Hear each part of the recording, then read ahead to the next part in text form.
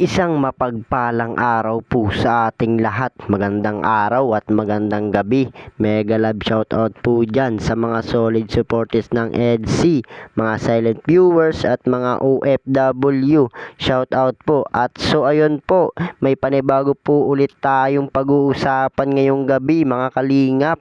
New update, Beyonce maagang pumunta sa bahay nila Papa Eds at may importanteng sasabihin. Ano ito? At nanay ni Edo nagulat kay Beyonce dahil dito. So yan po yung ating topic ngayong gabi mga kalinga. Pero bago po yan, kung bago ka pa lang sa aking munting YouTube channel, palike, share and subscribe na rin po at pakipindot na rin po ng notification bell para lagi po kayong updated sa aking video. At paalala rin po, bago po tayo magbigay ng ating mga opinion, pakitapusin po muna ang kabuuan ng video para akma ang ating mga komento. At lagi po nating suportahan itong mag-ama na matubang, yung sa araw-araw po nila na pagtulong sa mahirap at maganda rin po ang kanilang layunin dito sa mundo. Kaya patuloy po natin silang suportahan at ganoon din po ang kanilang may bahay na si Ate Edna Vlogs at Jackie Tapia. Huwag po sana tayo magsasawang sumuporta mga kalingap. So ayun po, new update, Beyonce maagang pumunta sa bahay nila Papa Eds at may importanteng sasabihin. Ano ito? At nanay ni Edo nagulat kay Beyonce dahil dito. So bakit po kaya? Pero bago po yan, may ibang dako po muna tayo mga kalingap. Pag-usapan po muna natin ang EDC. Wow, grabe po talaga. Papa Eds po natin talagang tuluyan na nga pong na in love dito nga po kay Beyonce at sineryoso na nga po ang kanilang love team.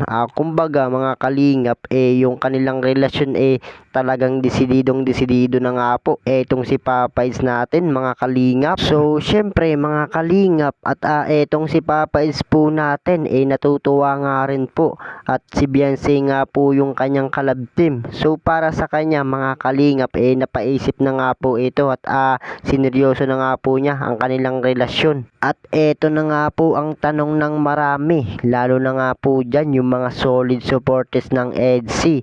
Papakasalan ba or handa bang maghintay etong si Papa Eds? So sinagot na nga po yan ni Papa Eds at kay Beyonce daw po yun. So pag nakapagtapos nga daw po ng pag-aaral etong si Beyonce magtatrabaho nga po ito at mapapalayo nga po ito kay Papa Eds. Pero kung mag-i-stay nga po itong si Beyonce sa kalingap, dito na nga po magdidesisyon etong si Papa Eds na pakasalan nga po etong si Beyonce. Pero mga kalingap, Papa Eds po natin 99% ang pag-asa dito nga po kay Beyonce at may pinangahawakan nga po ito at nangako nga po etong si Beyonce kay Papa Eds na walang magbabago at kahit maraming pagsubok man ang dumaan, walang bibitaw.